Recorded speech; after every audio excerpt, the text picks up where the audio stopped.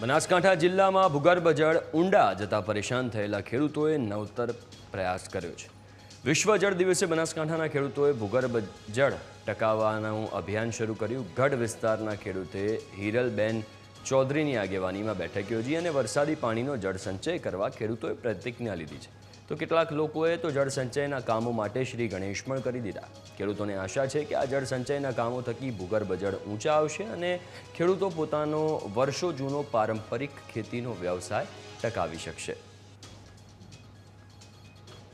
આજે વિશ્વ જળ દિવસ નિમિત્તે ગઢ ગામની અંદર આજે ખાતમુહૂર્ત કરવામાં આવ્યું।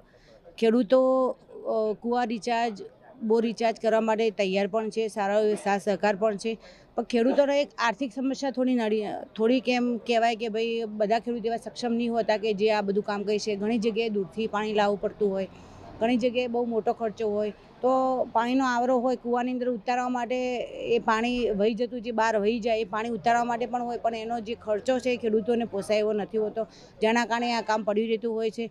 તો મારી સરકારશ્રીને કે હમણાં સરકારશ્રીની વિનંતી છે કે ભાઈ આવી કોઈ આર્થિક સહાય ખેડૂતોને જો આપવામાં આવે તો ભવિષ્યની અંદર આ એક સમસ્યા એ સંપૂર્ણપણે આપણે નિવારી શકાય। આજે વિશ્વ જળ દિવસ નિમિત્તે ગઢ તેમજ આજુબાજુના 20 થી 25 ગામના ખેડૂતો ભેગા થઈ અને મેં પ્રતિજ્ઞા લીધી છે કે વરસાદી જે પાણી વહી જાય છે એ પાણીનો બગાડ નહીં કરીશું, એમને ભૂગર્ભમાં ઉતારી અને જે આપણી રાજ્ય સરકાર કે કેન્દ્ર સરકારની જે પ્રાયોરિટી છે કે જળ સંચય કરી અને પાણીના તળ ઊંચા લાવવા, એ વિષય પર આજે આજુબાજુના 20 થી 25 ગામના સરપંચોને ભેગા કરી અને ગામ લોકોને અને પ્રતિજ્ઞા લેવડાવી છે કે વરસાદી પાણી જે વહી જાય છે એનો સંચય કરી સંગ્રહ કરીશું।